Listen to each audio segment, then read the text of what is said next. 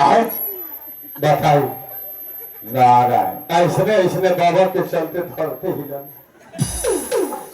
ऐसने ऐसने बाबा के चलते कॉल में के पानी सूख जाने एक कोनो जरूरी नहीं थे कि सब बाबा ऐसे नहीं रहेगा लेकिन 100 गो में 2 गो ऐसा निकलिए जाना नारायण एक झाड़ू में सोचता है पाप लगेगा तुमको पाप लगेगा बाबा को झाड़ू से मारेगा ना तो 10 वर्ग में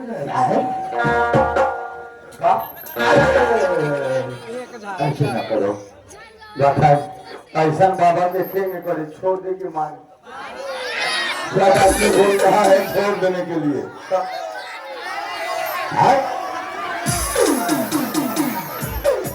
शराब को शराब दूंगा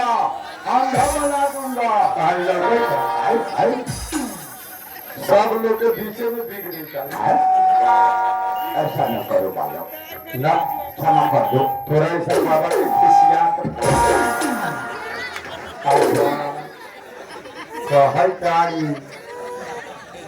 थोड़ा ऐसा बाबा के जिंदा रहा कोनो जरूरी नहीं बालक मुझे जिंदा छोड़ दो मत मारो ना मुझे मत मारो मैं मरना नहीं चाहता बालक क्षमा कर दो क्षमा कर